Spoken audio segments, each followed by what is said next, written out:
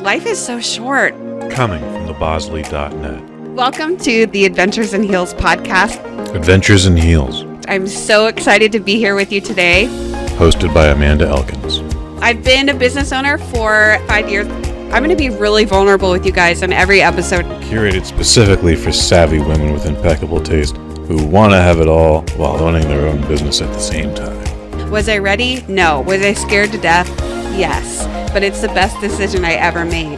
Starting January 20th, new episodes available every other Monday following. Follow your dream. Available on iTunes, Stitcher, and thebosley.net. Yeah, it's going to be fun.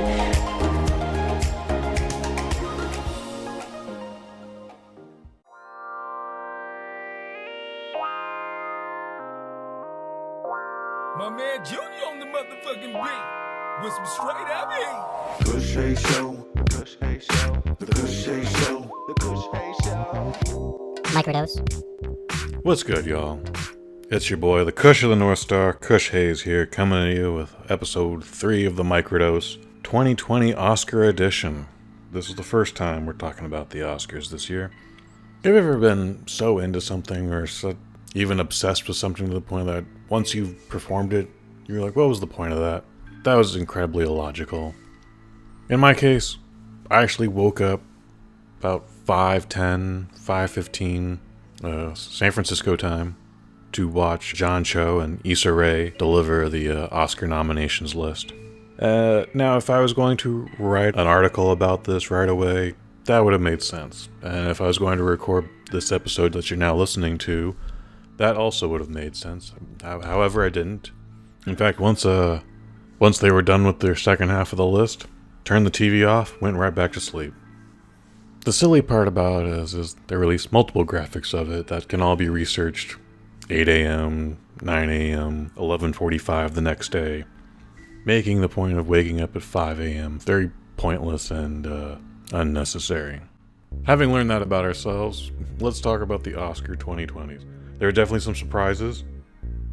There's definitely some folks who didn't make the cut that I absolutely thought would have. That's a thing. People talk about it. We don't need to get into it. I can tell you of the 38 movies on this list, I've seen 18 of them. That's not including short films. Of the 20 that are missing from my viewing schedule, I'm going to commit to seeing 8. And those 8 are Harriet, the French animated feature I Lost My Body. I've only been hearing good things about that. Judy, a French cop drama called Les Miserables. Haven't heard a bad review about it. In fact, it's getting to the point where it's like, I dare you to say something bad about this movie. So, I also have never seen any of the other Little Women adaptations, but we have to see this. Once Upon a Time in Hollywood we somehow missed out entirely on, but now it's time to delve into that.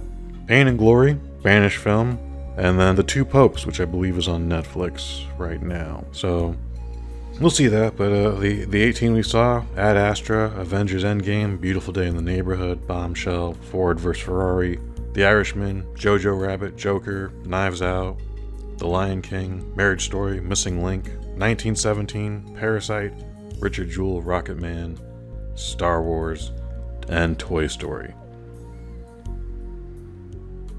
And might as well talk about what we're gonna just skip out entirely on. We're gonna just skim past the documentary American Factory, the faith-based movie Breakthrough, don't need to see it, The Cave, Corpus Christi, Edge of Democracy, Frasama, Frozen 2, Honeyland, How to Train Your Dragon 4, Klaus. We really should see The Lighthouse. Calling an audible. Adding The Lighthouse to my list, that makes 9. And finally, we're going to sit out Maleficent 2. I feel very comfortable with that. I'd normally just keep it to the top 5, Best Picture, the director, Best in Supporting Actor, Best in Supporting Actress, but, out of all the movies I've seen for Best Picture, I'm only missing 2 of them, and that's Little Women and Once Upon a Time in Hollywood. With the exception of maybe The Irishman I couldn't give you an argument to not have any of these movies on the list. We'll come back to what I think might win, but honestly, I don't know. I don't know looking at this.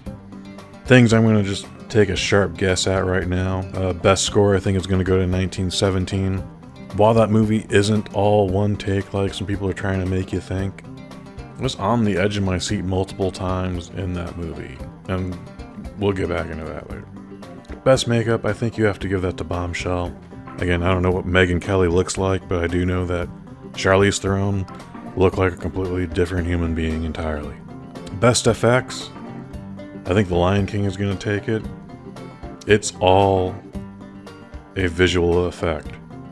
Star Wars, meh. 1917, nah, not so much. The Irishman, you gotta be joking. Avengers Endgame, well, I enjoyed it, but it looked like a video game. The Lion King is the best visual effect. So I don't know anything about sound mixing or sound editing. I don't know, couldn't tell you if Ad Astra or Ford vs. Ferrari is the right choice. Versus Once Upon a Time in Hollywood or Joker. Best original song. I've only seen Rocket Man, and I didn't realize that they snuck in an original song, so I got no opinion on that. Best editing could be Ford vs. Ferrari, could be Joker. I don't know. I don't know anything about costume design, but everything is pointing to Little Women. Just guessing. Best cinematography. I've missed The Lighthouse and Once Upon a Time in Hollywood, but 1917 and Joker, both fantastic. What footage I've seen of The Lighthouse and trailers, stunning. Once Upon a Time in Hollywood, I understand the gimmick. I would get why people would pick that. Original screenplay,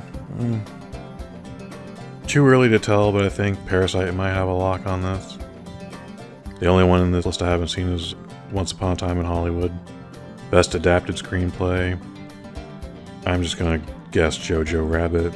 Best animated feature, hoping Golden Globe winner Missing Link pulls a streak.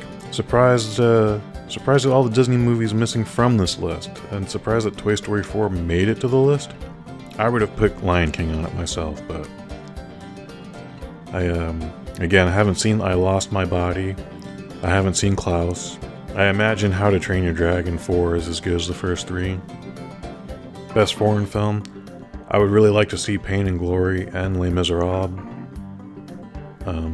But Parasite was really good, and I feel like that's a lock if it's already in the Best Picture category. More on that later. I don't know what production design does, so it could be Once Upon a Time in Hollywood, could be 1917, it could be any of these.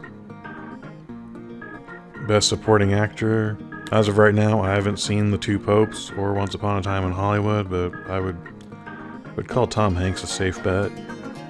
Best supporting actress, lots of people are talking about Kathy Bates, and she gives one of those monologues much like out of the movie Network, where it's just super impassioned and, my son is not a criminal. Yeah. I haven't seen Little Women yet. Laura Dern, I would not have guessed would have won the Golden Globe. I can't imagine why she would win this trophy. Margot Robbie was only okay. She gives another little passion speech on the phone in Bombshell. I don't think it's strong enough yet. Scarlett Johansson, very fun, very heartwarming, very heartbreaking, from Jojo Rabbit. And then we haven't seen Little Women yet. I have no idea who I would give it to as far as Best Actress goes. Renee Zellweger took home the trophy at the Golden Globes. But Judy came and went. It was only out for a couple weeks here in San Francisco, and then it was gone. And that was back in March or April. So the fact that it stayed on the list is pretty impressive. Still have to see Harriet, still have to see Little Women before I can really commit to an answer. Best Director, the only movie I haven't seen is Tarantino's Once Upon a Time in Hollywood. I really liked Parasite. Joker was a lot better than I thought it would be.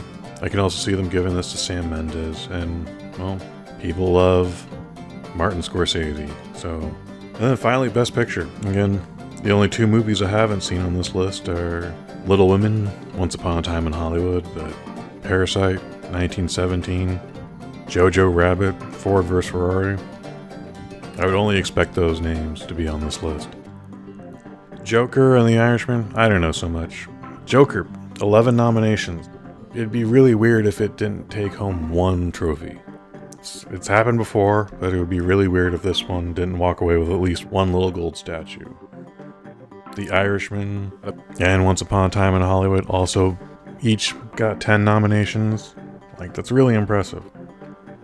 Parasite, Little Women, both got 6 nominations. Definitely got an interesting contest on our hands this year. So, 3 weeks away, plenty of time to see these 9 movies. Now we're seeing 9. I look forward to it. Folks, you got any predictions about the Oscars? What are your thoughts? What are your feelings? I don't want to hear about who got snubbed, but hey, if you got a good conversation, if you got a good reason why you think Jennifer Lopez should have been nominated, I might agree with you, but let's keep it to the positive. Twitter @Kush_Hayes. I think this is a good spot to stop. We may release a review on Bad Boys 3. We may just keep it to a written review, but this is part 1 of the 2020 Oscars. We will come back to at least in 3 weeks with another microdose, with our final picks. This was just our little dipping our toe in the water. Thank you for liking, thank you for subscribing, thank you for telling a friend. While you're at it, new podcast coming to the Bosley Network. Adventures in Heels. Ladies, if you're an entrepreneur and you want to hear some fun stories, you want to learn how to make a fancy drink, you want to know what the rules are to the game, subscribe to Adventures in Heels on iTunes, Stitcher. Most podcasts are hosted. Let Amanda Thomas tell you what it is and what it should be. And finally, check out previous episodes of The Kush Hayes Show, iTunes, Stitcher, Spotify, wherever podcasts are streamed. Currently out right now, the top 5 surprises of 2019. What they are, you're going to have to find out.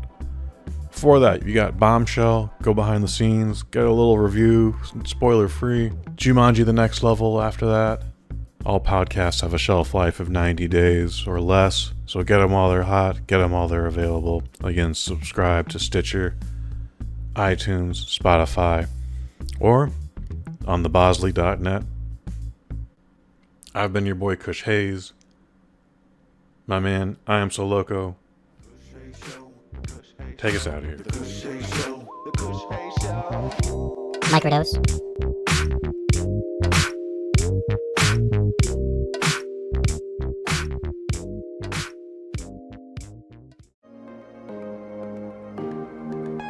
Life is so short. Coming from thebosley.net. Welcome to the Adventures in Heels podcast. Adventures in Heels. I'm so excited to be here with you today. Hosted by Amanda Elkins.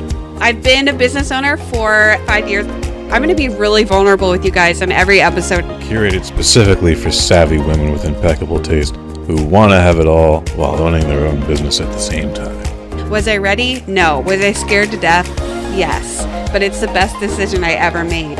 Starting January 20th, new episodes available every other Monday following. Follow your dream. Available on iTunes, Stitcher, and thebosley.net. Yeah, it's going to be fun.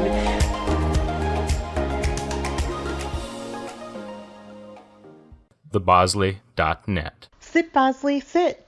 You want to learn how to make a fancy drink,